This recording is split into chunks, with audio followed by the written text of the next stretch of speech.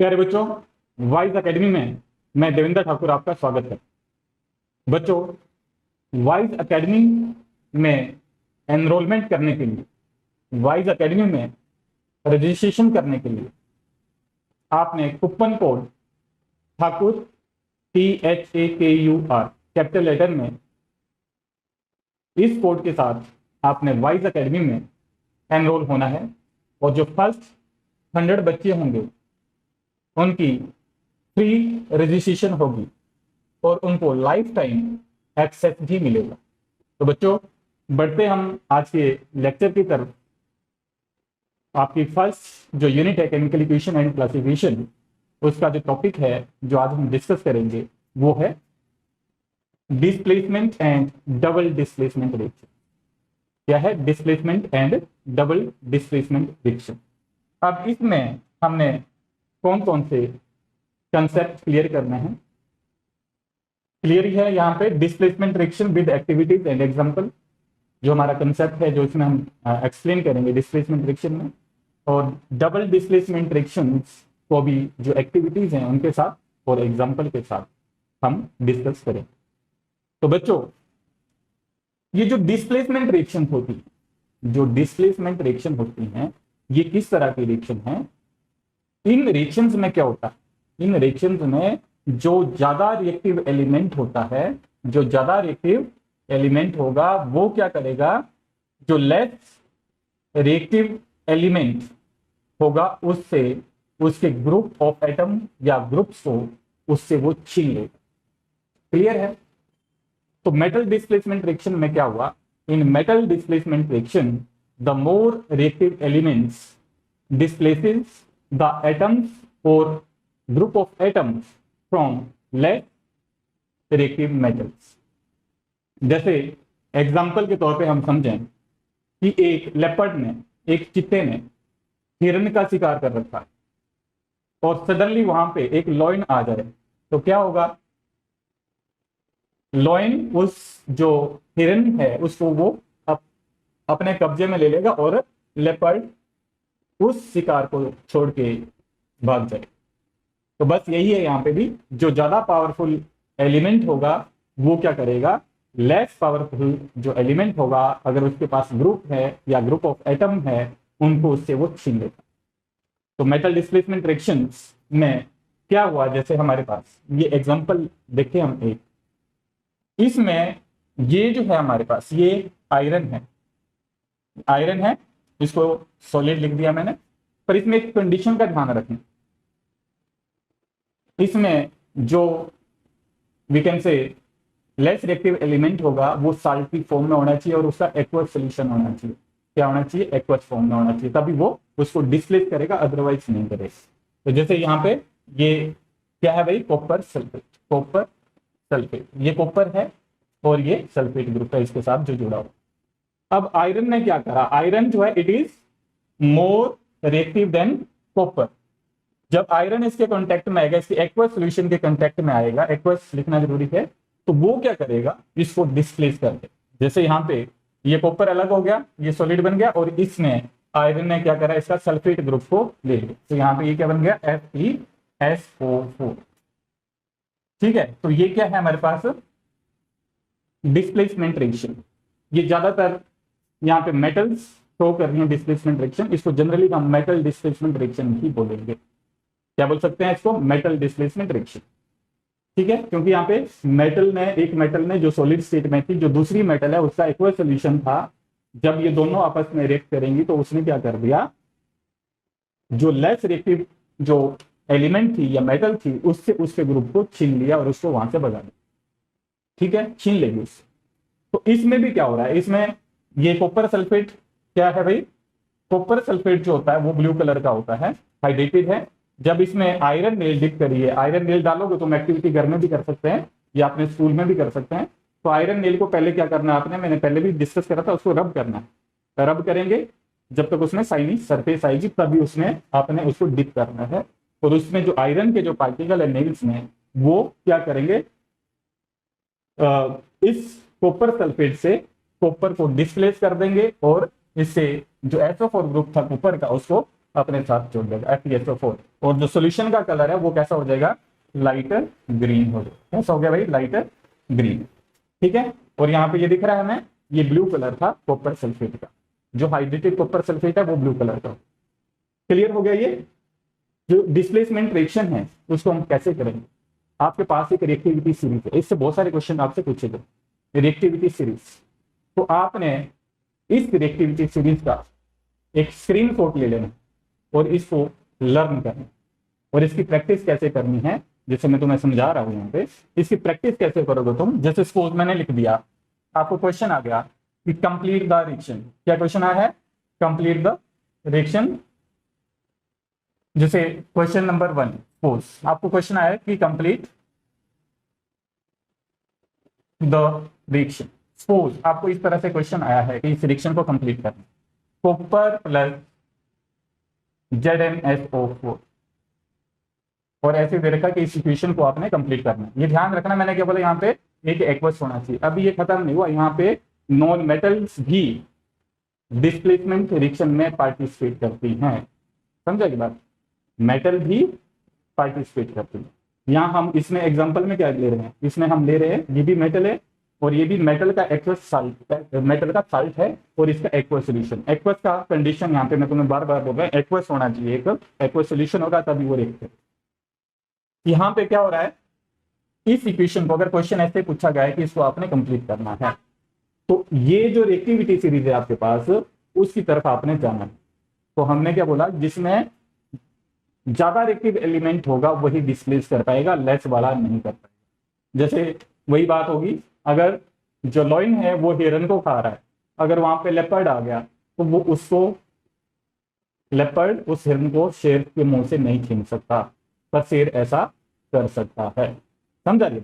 तो यहाँ भी रिएक्टिविटी सीरीज में क्या देखना है हमने, रिएक्टिविटी सीरीज में देखना है हमने कंपेयर। अगर आपको लर्न होगी ये, तो आप यहाँ पे देखो कि कॉपर कहाँ पे लाई कर रहा है, कॉपर ये है आपके पास, क्योंकि यहाँ पे जो मोस्ट रिएक्टिव है ऊपर की तरफ है, तो जिंक यहाँ पे, तो जिंक तो कॉपर से ज्यादा रिएक्टिव है, तो इसका मतलब कॉपर कम रिएक्टिव है तो कॉपर उसको डिस्प्लेस नहीं करेगा, जिंक के जो एटम्स हैं या ग्रुप ऑफ एटम्स हैं या ग्रुप है उसको वो डिस्प्लेस नहीं कर पाएगा। तो आपका आंसर क्या हो जाएगा, नो रिएक्शन। समझा रही बात। तो इस तरह से आपने जो मेटल डिस्प्लेसमेंट रिएक्शन है उनको करना होता है। मेटल डिस्प्लेसमेंट रिएक्शन इस तरह से करेंगे। क्लियर है। जैसे मैंने लिखा यहाँ पे, ये आपको ऐसे दे दिया, कॉपर प्लस FeSO4 एक्वस, ये सॉलिड, तो क्या ये रिएक्शन होगी। तो इसमें देखो जो आयरन है वो कहाँ लाई कर रहा है, कॉपर तो यही है, तो यहां भी क्या आ जाएगा, नो रिएक्शन, कोई रिएक्शन नहीं होगी। क्लियर है। तो इस तरह से आपने प्रैक्टिस करनी।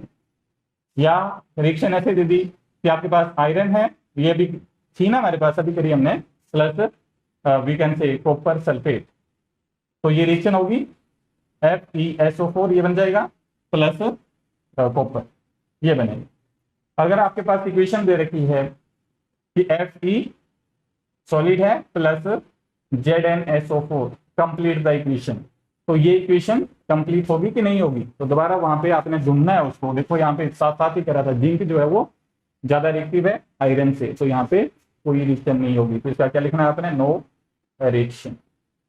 समझा रही बात। जो इनको हम मेटल डिस्प्लेसमेंट बोलेंगे। अब ये जो डिस्प्लेसमेंट रिएक्शन है, इसमें नॉन मेटल भी डिस्प्लेसमेंट रिएक्शन शो करती हैं। नॉन मेटल भी क्या कर रही हैं, उसमें डिस्प्लेसमेंट रिएक्शन शो करें। जैसे हम बात करें, आपके पास सॉल्यूशन है KBr, मेटल है और ग्रुप क्या है इसमें जो जुड़ा है, इसके साथ ब्रोमीन जुड़ा है, ये नॉन मेटल। अगर इसमें हम क्लोरीन गैस, इसके सॉल्यूशन में हम क्या कर रहे हैं, एक्वस सॉल्यूशन है, ये सॉलिड नहीं है, यहाँ एक्वस लिख दिया, या सॉल्यूशन है।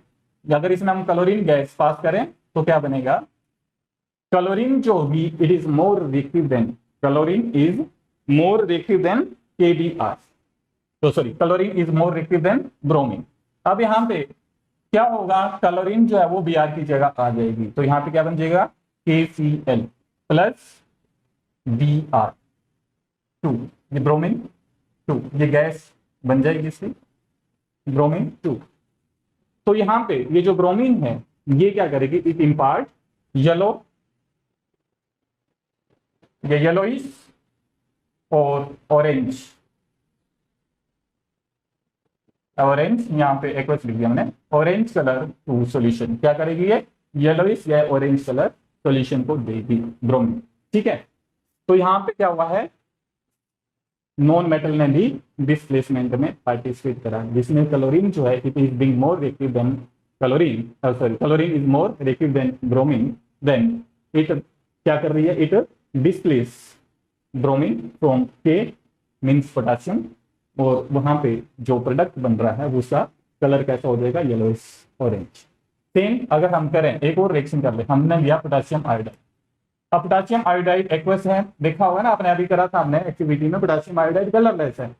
कैसा है भाई, कलरलेस। जो पोटासियम आयोडाइड है उसने क्या करना है, पोटासियम आयोडाइड ने यहां भी हमने दोबारा क्लोरीन गैस पास करनी है, और ये क्या करेगा आपके पास, ये बनाएगा दोबारा KCl प्लस I2। तो यहाँ पे वायलेट फ्यूम्स निकलेंगे, कैसे निकलेंगे, वायलेट फ्यूम्स, वायलेट फ्यूम्स निकलेंगे। तो ये जो है हमारे पास नॉन मेटल जो है वो भी डिस्प्लेसमेंट में क्या कर रही है, पार्टिसिपेट करेंगी। क्लियर है। अब हम एक चीज और देखें, एक चीज और देखें, जैसे हमारे पास जिंक है मेटल, और यहां हमने क्या डाल दिया, H2SO4, जिंक और H2SO4।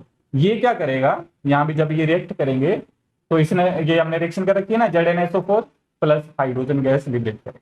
और हाइड्रोजन गैस को हम कैसे टेस्ट करते हैं, by burning it, and hydrogen gas it Burns with popup sound. कैसी साउंड देगा, ये पॉपअप की साउंड देता है। नेक्स्ट जो हम कर रहे हैं वो कर रहे हैं, या इसके कुछ एग्जांपल जो डिस्प्लेसमेंट रिएक्शन है इसके हम कुछ एग्जांपल कर लेते हैं। जैसे हमारे पास कॉपर है, यहां से आपने, मैंने बोला प्रैक्टिस करनी है, जैसे मैंने यहाँ पे सिल्वर ले लिया, कॉपर प्लस AgNO3, आपने इसकी खुद प्रैक्टिस करनी है। अगर मैं यहाँ लिखता जा रहा हूं तो मैं अपनी तरफ से सही लिख सकता हूं, पर आपने खुद प्रैक्टिस करनी है। AgNO3, अब ये क्या करेगा, ये क्या कर रहा है, ये बनाएगा आपके पास CuNO3 ट्वाइस प्लस Ag, ये सॉलिड होगा, यहाँ पे ये कॉपर CuNO3 ट्वाइस, और ये बनी। अब अगर हम देखें कि ये रिएक्शन कैसे प्रोसीड होती है, उसको एक बार मैं दोबारा समझा देता हूँ। कोई भी आप ले सकते हो इसमें रिएक्शन, इसमें एग्जांपल कोई भी ले सकते हो। जैसे हमने करा था Fe या कॉपर सल्फेट है प्लस Fe, ये करा था ना। अगर हमें दे रखा है कि इसको बैलेंस भी करना और ये सारी चीजें, पर यहाँ कंडीशन ध्यान रखनी है, अगर डिस्प्लेसमेंट रिएक्शन है तो जो ग्रुप है, जो वी कैन से साल्ट है मेटल का, जिसके पास ग्रुप होता है उसका एक्वस सॉल्यूशन का होना जरूरी है, तभी ये रिएक्शन प्रोसीड करेंगे, अदरवाइज नहीं करेंगे। अब यहाँ पे क्या हुआ, अगर ये देखो ये मेटल साल्ट है, जो CuSO4 है वो क्या कर रहा है, वो क्या बनेगा, Cu2 पॉजिटिव प्लस इस फॉर्म में डिसोसिएटेड रहेगा, डिसोसिएट हो जाएगा इसमें। यहाँ एक्वस लिख सकते हो तुम, यहाँ भी एक्वस, ये भी एक्वस ही था, तो एक्वस सॉल्यूशन होगा, तो जो साल्ट है they get dissociate into their ion. अब यहाँ पे हमने क्या डाला, आयरन। आयरन क्या करेगा, मेटल है, मेटल क्या होती है, इलेक्ट्रो पॉजिटिव, और ये क्या करती हैं, इलेक्ट्रॉन छोड़ती हैं। जैसे यहाँ पे इसने क्या करा, Fe2 पॉजिटिव बनाया और 2 इलेक्ट्रॉन, इसको हमने कहाँ डाला, नील को या आयरन को, या आयरन पाउडर है कॉपर सल्फेट सॉल्यूशन में डाल। ठीक है, अब यहाँ पे ये रिएक्शन किस तरह से करे, क्या प्रोडक्ट बनेगा वो हमने देखना है। जैसे यहाँ पे कॉपर और ये, इसको जोड़ा हमने, मैंने वही बताया था, यहाँ पे आपने चार्ज देखना है। जैसे यहाँ पे कितना है 2 पॉजिटिव, यहाँ पे कितना है 2 नेगेटिव, तो ये एक यूनिट जुड़ेगी, FeSO4 न्यूट्रल हो गया ना, 2 पॉजिटिव 2 नेगेटिव 0, तो एक एक यूनिट जुड़ेगी इसकी। अब ये कॉपर क्या कर रहा है, इन 2 इलेक्ट्रॉन को लेगा, क्योंकि यहाँ से 2 इलेक्ट्रॉन निकले तब ये 2 पॉजिटिव हुआ है, तो यहाँ पे कॉपर क्या करेगा, 2 इलेक्ट्रॉन लेके सॉलिड बन जाए। ठीक है, और यहाँ पे ये रिएक्शन इसी तरह से आपने लिखनी है कि CuSO4 प्लस Fe सॉलिड, यहाँ पे एक्वस, और ये क्या दे रहा है आपको, ये वाला जो प्रोडक्ट है आपके पास, जिसका हमने कलर चेंज की बात करें, कोई भी रिएक्शन आप उठा के देखो इस तरह से वो होगी। ठीक है, एक और करवा देता हूँ मैं तुम्हें प्रैक्टिस की, कोई भी कर लो। जैसे हमने करा था सिल्वर नाइट्रेट AgNO3, ये करा था ना AgNO3 प्लस, हमने कोई भी कर लो, यहाँ पे कॉपर ले लो प्लस कॉपर सॉलिड। ठीक है, अब ये रिएक्शन किस तरह से कंप्लीट होगी और बैलेंस भी आ जाएगी तुम्हारे पास। ये एक्वस है, या दोबारा देख लो, मैंने क्या बोला, ये मेटल साल्ट है और ये मेटल, और मेटल साल्ट पानी में आयंस में डिसोसिएट हो जाएंगे। AgNO3 किसमें डिसोसिएट हुआ, ये Ag positive plus NO3 negative. ध्यान से देखना, काफी हमने बहुत सारे इस तरह से सीखे हैं, बैलेंसिंग के टाइम में भी हमने करा था, और शुरू से ये मैं तुम्हें इस तरह से तुम्हें बता रहा हूँ कि वैसे देखते हैं। पर आपने सिंबल भी लिखना है इनके, ये ध्यान रखना, एक्वस सिंबल किस लिए लिख रहे हैं हम, ताकि हमारे पास जो केमिकल रिएक्शंस हैं वो ज्यादा इंफॉर्मेटिव हो। ठीक है, अब कॉपर है, अब यहाँ पे देखो रिएक्टिविटी सीरीज में कॉपर जो है कहाँ लाई कर रहा है, सिल्वर के जस्ट ऊपर कर रहा है। तो कॉपर जो है it is more reactive then silver. अब सिल्वर से ज्यादा रिएक्टिव होने की वजह से ये क्या करेगा, इस ग्रुप को ये अपनी तरफ खींच लेगा। तो Cu, ये मेटल है, मेटल इलेक्ट्रोपॉजिटिव होती है, मैं बार बार बोल रहा हूँ कि मेटल क्या होती है, इलेक्ट्रोपॉजिटिव, और मेटल इलेक्ट्रोपॉजिटिव का मतलब वो इलेक्ट्रॉन छोड़ती हैं। और मैंने बोला कि आपको 36 तक एटॉमिक नंबर याद होने चाहिए, और उसकी इलेक्ट्रॉनिक कॉन्फ़िगरेशन, कौन कितने इलेक्ट्रॉन छोड़ रहा है, कौन कितने इलेक्ट्रॉन गेन कर सकता है, और वो चीजें तुम्हें पता होनी चाहिए। अगर वो पता है तो ये बिल्कुल आसान। ठीक है, कैटाइन कैसे बनते हैं, by loss of electron, A9 कैसे बनते हैं, बाय गेनिंग। अब यहाँ पे ये क्या कर रहा है, 2 इलेक्ट्रॉन दे रहा है, क्लियर है। अब हम इसको कैसे करेंगे, क्योंकि copper is more reactive then silver, तो यहाँ पे ये इस ग्रुप को अपनी तरफ खींच लेगा। डिस्प्लेसमेंट रिएक्शन है। पहले हमने क्या बोला था, यहाँ पे हमने क्या देखना है, इसमें चार्जेस देखने होते हैं। तो इसमें 2 पॉजिटिव है, ये इसके साथ जुड़ रहा है, तो इसमें क्या है, एक ही नेगेटिव है, तो यहाँ पे तो इसको 2 नेगेटिव चाहिए, तो इसलिए यहाँ पे इसको 2 से गुणा करनी पड़ेगी, क्योंकि हमने पढ़ा था law of conservation of mass कि कोई भी एलिमेंट नहीं, ना तो बनता है नया, ना तो डिस्ट्रॉय होता। तो यहीं से ही हो रहा है, जो भी होगा यहीं से आएगा, जो भी प्रोडक्ट बनेगा या जो भी रिएक्टेंट है उनको हम बराबर करते हैं, बैलेंस करते हैं। तो यहाँ पे अब ये बराबर हो गया भाई, यहाँ पे सिल्वर एक था, यहाँ 2 इलेक्ट्रॉन थे, अब सिल्वर यहाँ 2 हो गए, 2 इलेक्ट्रॉन ले गए, तो यहाँ पूरी इक्वेशन को मल्टीप्लाई है, तो यहाँ पे क्या हो जाएगा 2AgNO3 aqueous plus copper, this gives you Cu। अब यहाँ पे 2 पॉजिटिव है, तो NO3 में एक नेगेटिव था, NO3 कितने जुड़ेंगे इसके साथ, 2 जुड़ेंगे, प्लस सिल्वर एक इलेक्ट्रॉन ले सकता है, तो Ag, पर यहाँ पे इलेक्ट्रॉन 2 हैं, ये भी 2 हैं, तो 2Ag, ये सॉलिड बन जाएगा, ये एक्वस बन जाएगा। तो यहाँ पे भी ये बैलेंस इक्वेशन भी आ गई हमारे पास, और ये कैसे प्रोसीड करिए उसका भी हमें पता चल गया। तो जो मेटल डिस्प्लेसमेंट रिएक्शन है, मेटल डिस्प्लेसमेंट या we can say displacement reaction जो होती हैं, वो उनमें जो मोर रिएक्टिव एलिमेंट है, इट डिस्प्लेसेस द ग्रुप या ग्रुप ऑफ एटम्स या atoms from less reactive elements. Clear है, लेस रिएक्टिव एलिमेंट से वो क्या करेगा, उसका ग्रुप या ग्रुप ऑफ एटम्स या एटम्स उससे वो छीन लेता। क्लियर है, ग्रुप एटम की भी मैं बात कर रहा हूं। जैसे हम अभी हमने एक रिएक्शन करी थी ना, हमने पोटेशियम आयोडाइड में क्लोरीन गैस पास करी, तो वहां पे जो आई था उसको डिस्प्लेस कर दिया और क्लोरीन वहां पे आ गया। सेम सेकेंड एग्जांपल KBr था, उसमें क्या हुआ, उसमें क्लोरीन गैस पास करी, तो वहां पे Br को, ब्रोमीन को क्लोरीन ने डिस्प्लेस कर दिया था। ठीक है, तो वहां पे उस तरह से हम इसको, इस रिएक्शन को समझते हैं। और आई होप, मुझे मतलब विश्वास है कि ये चीज जो है, ये जो कंसेप्ट जो है आपके पास डिस्प्लेसमेंट का, जो डिस्प्लेसमेंट रिएक्शन होती है, ये आपको क्लियर हो चुका होगा। मैं बार बार बोल रहा हूँ, आपने इसका एक स्क्रीनशॉट ले लेना है, इस रिएक्टिविटी सीरीज का, और इसको लर्न करना और प्रैक्टिस करनी है। आपने अलग अलग ग्रुप बना के यहाँ से एटम उठाया या एलिमेंट जो भी है उसको उठाया है, और उसके साथ आपने कोई भी ग्रुप जोड़ देना XYZ, और उसके बाद इसकी प्रैक्टिस करके देखनी है। और वहां पे क्वेश्चन मैंने बता दिया किस तरह से पूछा जा सकता है, रिएक्शन आपको कंप्लीट करने के लिए पूछी जा सकती है, कि वो आपकी अंडरस्टैंडिंग चेक करता है कि बच्चे के कितनी समझ है, रिएक्शन किस तरह से हो रही है। रिएक्टिविटी सीरीज की समझ होगी तो आप उस तरह की प्रॉब्लम्स को सॉल्व कर सकते। तो बच्चों जो हमारे पास नेक्स्ट टॉपिक रहेगा वो क्या होगा भाई, वो होगा हमारे पास डबल डिस्प्लेसमेंट रिएक्शन। क्या है, डबल डिस्प्लेसमेंट रिएक्शन। जो नेक्स्ट टॉपिक है वो है डबल डिस्प्लेसमेंट रिएक्शन। अब ये जो डबल डिस्प्लेसमेंट रिएक्शंस होती है इनमें क्या होता है, जो डबल डिस्प्लेसमेंट रिएक्शन होती हैं इनमें जो वी कैन से जो ग्रुप ऑफ एटम या एटम्स जो होते हैं उनको म्यूचुअली एक्सचेंज किया जाता है, म्यूचुअली एक्सचेंज हो जाते हैं। ठीक है, जैसे इस रिएक्शन को हम कैसे समझें, जैसे इसमें लिखा ना डबल डिस्प्लेसमेंट रिएक्शन कैसे होगी, जैसे ये आयनिक कंपाउंड का होना इसमें जरूरी है। जैसे सपोज यहाँ पे जैसे हम इसको समझें, वो जैसे हमारे पास ये कैटाइन एनाइन एक क्या है आयनिक कंपाउंड, ये दूसरा जो इसके साथ रिएक्ट कर रहा है वो भी क्या है कैटाइन है एनाइन है, पर मैंने क्या बोला एक्वस होना चाहिए सोल्यूशन, तभी ये रिएक्शन प्रोसीड करे। अब यहाँ पे क्या हुआ सिंपल, अब यहाँ पे जो कैटाइन और एनाइन थे आपके पास, कैटाइन और एनाइन थे, ये एक रिएक्टेंट है और ये एक दूसरा रिएक्टेंट। अब इसमें क्या कर एक्सचेंज हुई है, जैसे ये एनाइन एसपी एक्सचेंज होगी, ये भी एनाइन एसपी एक्सचेंज होगी।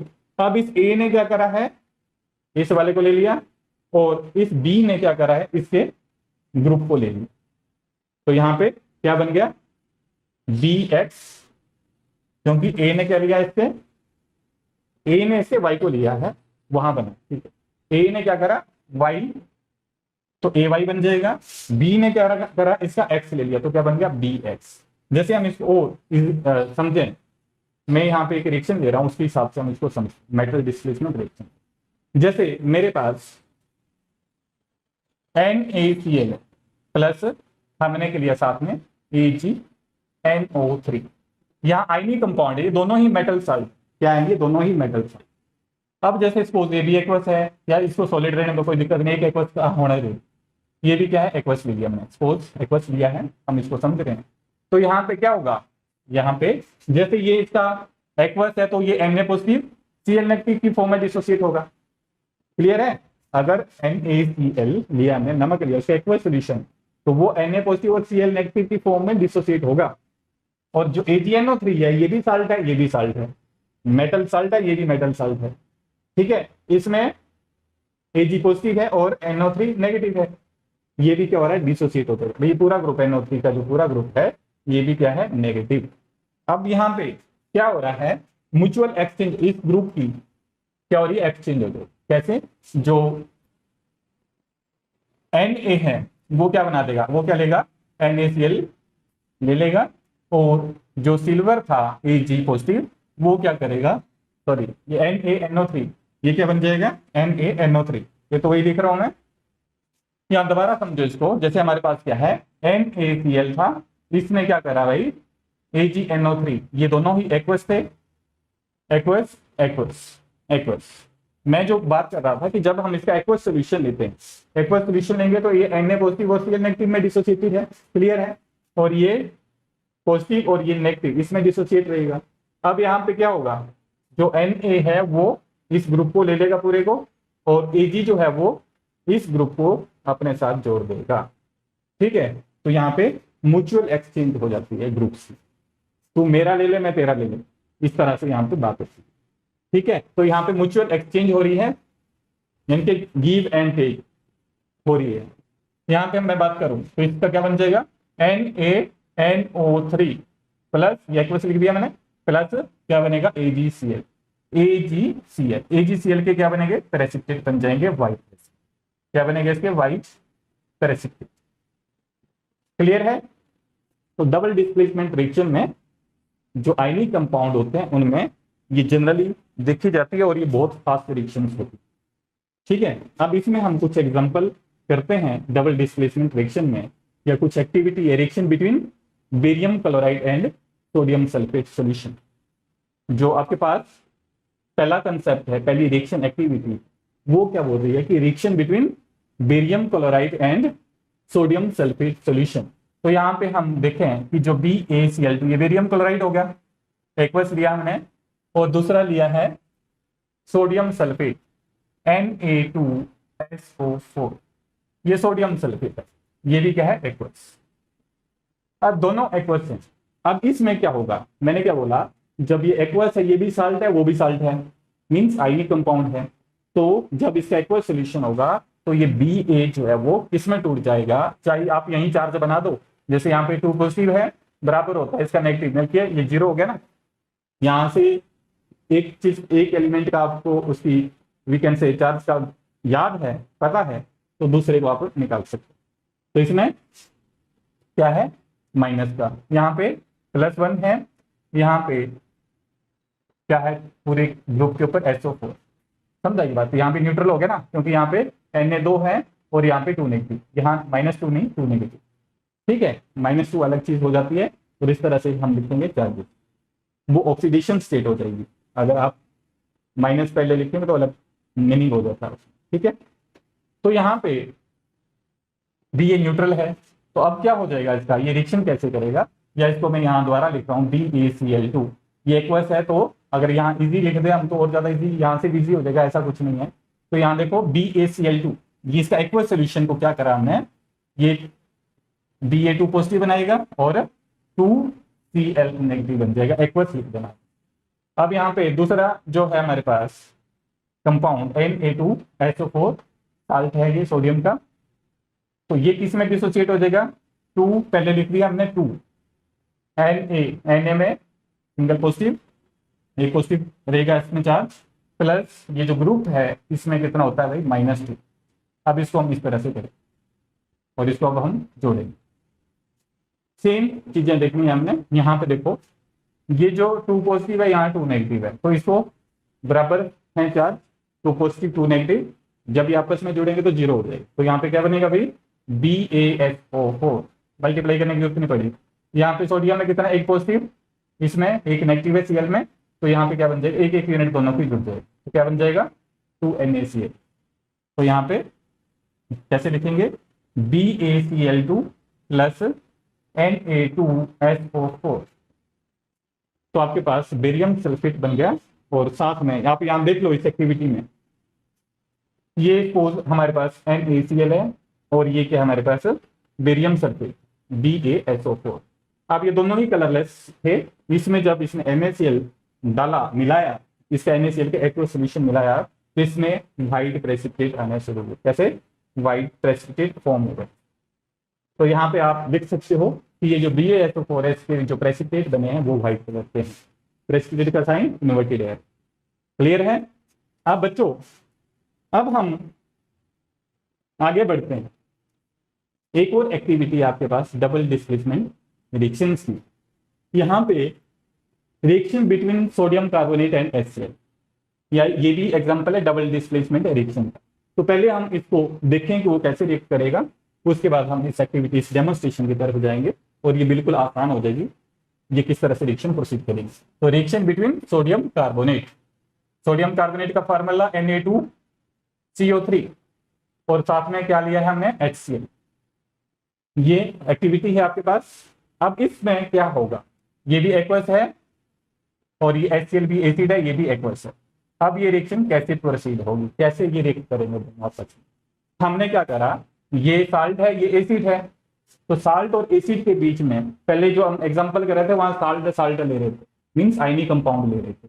अब यहाँ पे ये आयनिक कंपाउंड है, ये कोवलेंट कंपाउंड है, ये ध्यान रखना। HCl जो है कोवलेंट होता है, ये साल्ट है मेटल का, मेटल साल्ट हमेशा आयनिक होता है। यहाँ पे Na2CO3 ये किसमें डिसोसिएट हो जाएगा, ये किसमें डिसोसिएट होगा, या यहाँ मैं चलो यही कर देते हैं 2Na पॉजिटिव में प्लस CO3 2 नेगेटिव, क्योंकि ये न्यूट्रल हो गया ना, देखो बराबर चार्ज है, उस तरह से आपने छोड़ना। और HCl का तो पता ही ना, HCl क्या है, एसिड है, और एसिड क्या देता है अपने सॉल्यूशन में, एक्वस सॉल्यूशन में क्या देता है भाई, प्रोटॉन देता है H पॉजिटिव प्लस क्लोराइड, ये Cl नेगेटिव देगा। अब इसको आपने देखना है कि वो जोड़ना है, वो किस तरह से रिएक्शन प्रोसीड करेगी, सेम इस तरह से। अब यहाँ पे देखना है हमने कि चार्जेस में इन चार्जेस को बराबर करना है, जैसे ये तो बराबर है पर ये 2Na है और यहाँ पे एक ही Cl है, ठीक है। या इसको देख लो, इसमें 2 नेगेटिव है, इसमें एक पॉजिटिव है, कहीं से भी आप इसको बैलेंस कर सकते हैं, जरूरी नहीं कि एक को देखना। 2 नेगेटिव है, एक पॉजिटिव है, तो इसका मतलब यहाँ पे तो 2 पॉजिटिव होना चाहिए। 2 पॉजिटिव होने के लिए हमें इसको 2 से मल्टीप्लाई करना पड़ेगा।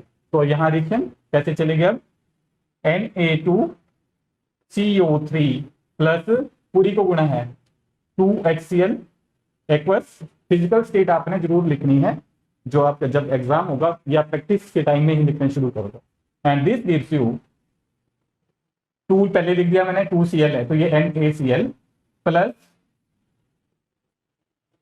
H2CO3, क्योंकि यहाँ पे एक प्रोटॉन है ना, एक ही पॉजिटिव है, तो H2 जुड़ेंगे CO3 के साथ। ये जो H2CO3 है, ये क्या होता है, जो H2CO3 बना है ये अनस्टेबल होता है। क्या होता है भाई, ये अनस्टेबल। H2CO3 ये अनस्टेबल है और ये एकदम टूट जाता है किसमें, ये टूट जाता है H2O और CO2 में। किसमें टूट जाता है, ये अनस्टेबल होता है। क्या है ये जो H2CO3 है ये हमारे पास अनस्टेबल होता है, अनस्टेबल है, ठीक है। अनस्टेबल होने की वजह से ये किसमें टूट रहा है, H2O और CO2 गैस में। हमें कैसे पता ये CO2 गैस में टूट रहा है, इसको जैसे अब यहाँ पे एक्सपेरिमेंट से हम समझते हैं। इसने क्या करा हमारे पास, इसने क्या करा है भाई, सोडियम कार्बोनेट लिया है जिसका फार्मूला Na2CO3 है, सोडियम कार्बोनेट। क्लियर है, Na2CO3 सोडियम कार्बोनेट है। देखो यहाँ ये सोडियम कार्बोनेट है, इसका क्या हुआ Na2CO3, ये फार्मूला। टेस्ट ट्यूब में सोडियम कार्बोनेट लिया है, अब इसमें क्या डाला है इसने, डाइल्यूट HCl, तो यहाँ पे HCl है एक्वस, ये इसमें डाला।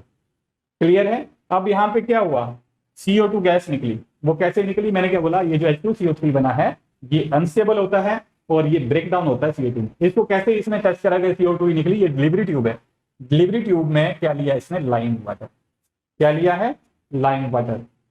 लाइम वाटर में मैंने क्या बताया था कि लाइम वाटर में ट्रेसेस ऑफ कैल्शियम हाइड्रोक्साइड होते हैं, जो CO2 के साथ रिएक्ट करके CaOH होता है ना, और ये CO2 के साथ जब रिएक्ट करेगा तो क्या बनेगा, क्या बनेगा, क्या बनेगा भाई, इसका जो बनेगा CaCO3 प्लस वाटर। समझा की बात, ये बने।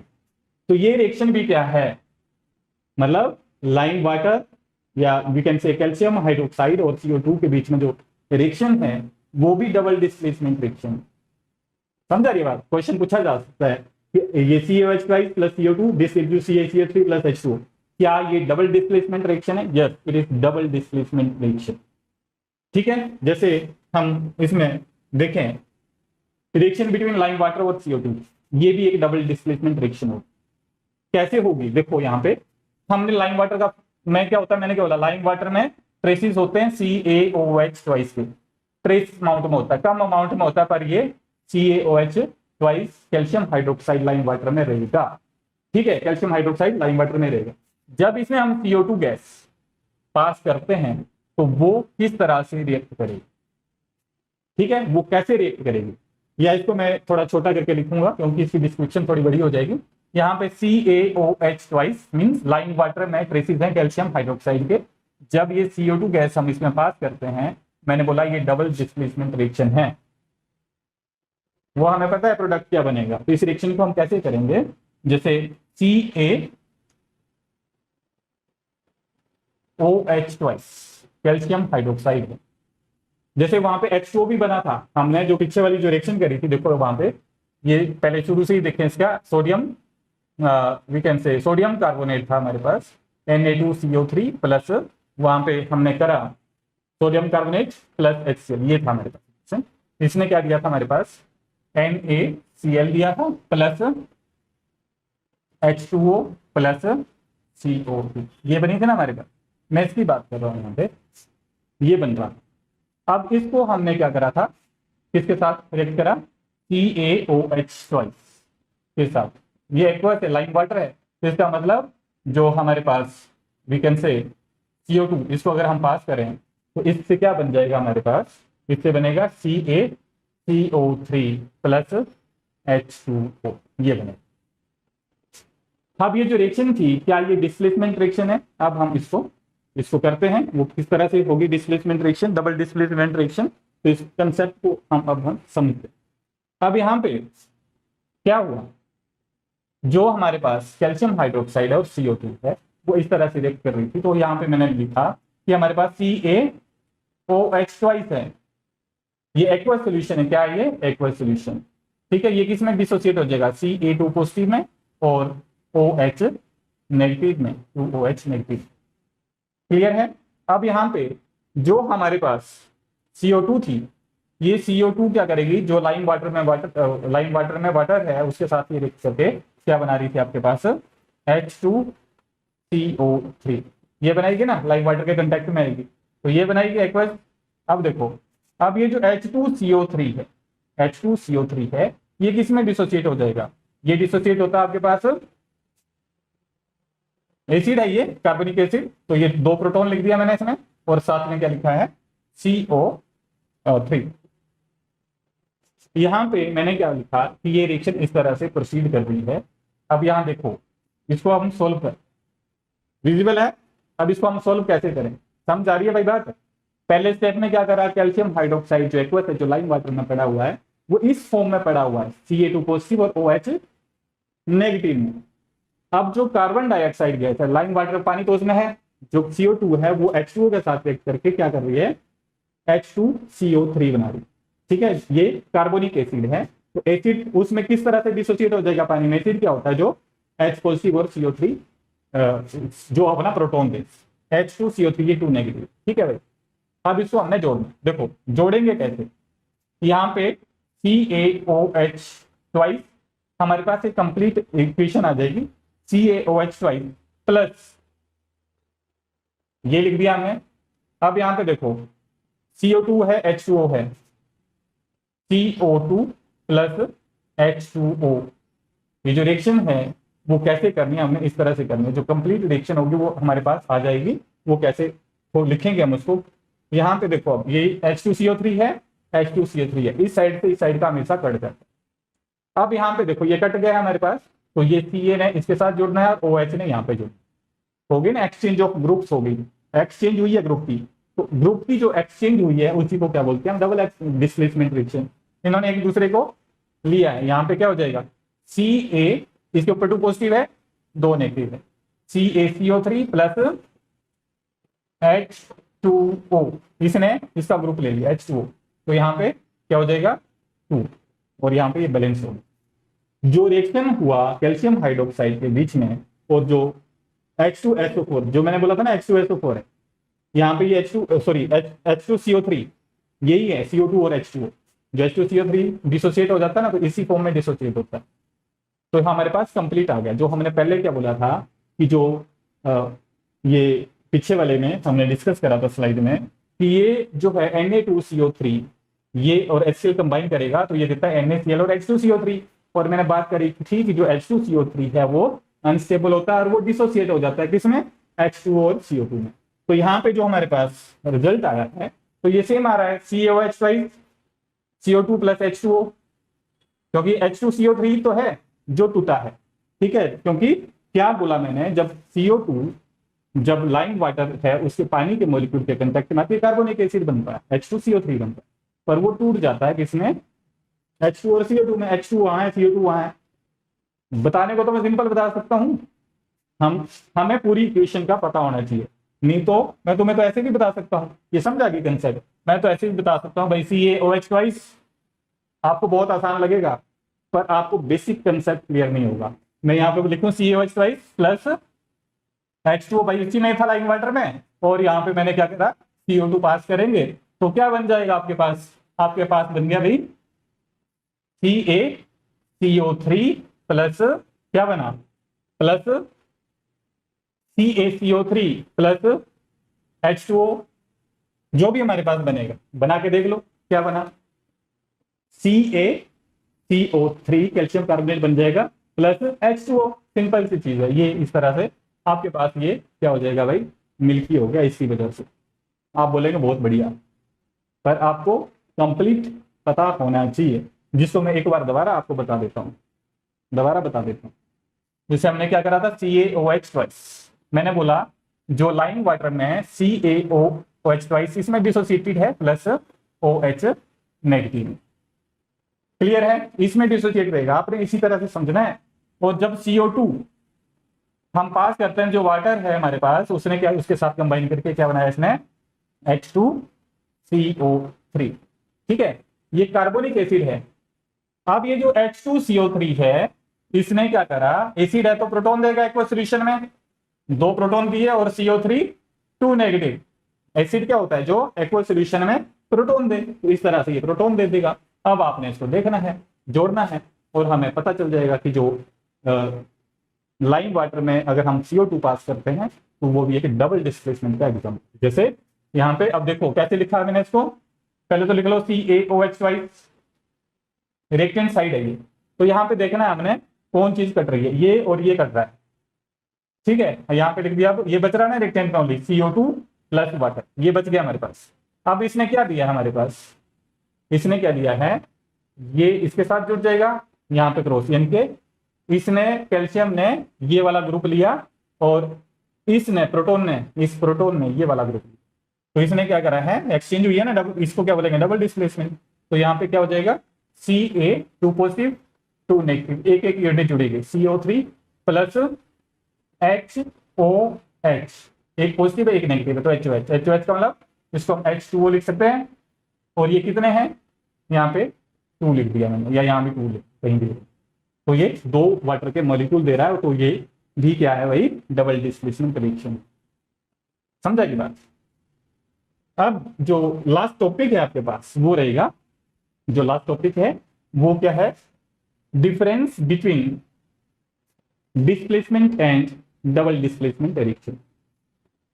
Difference between displacement and double displacement reaction. अब तक जो हमने दोनों रिएक्शंस के बारे में पढ़ा उसकी यहाँ पे एनालाइज भी कर लेंगे हम, उसको रिवाइज भी कर लेते हैं, रिवाइज भी हो जाएंगे हमारे कंसेप्ट डिफरेंस की फॉर्म में। यहाँ पे लिखा है कि जो डिस्प्लेसमेंट रिएक्शन है, it is a chemical reaction where chemical species in a molecule is replaced by another chemicals. यहाँ रिप्लेस हो रही है, यहाँ एक्सचेंज होगी। तो डबल डिस्प्लेसमेंट रिएक्शन में क्या हो रहा है, डबल डिस्प्लेसमेंट रिएक्शन में क्या होगा, it is in a double displacement reaction is a chemical reaction that involve the exchange of two ionic species between the two different molecules। तो इसके बहुत सारे एग्जांपल करें जो इस स्टेटमेंट को जस्टिफाई कर रहे हैं।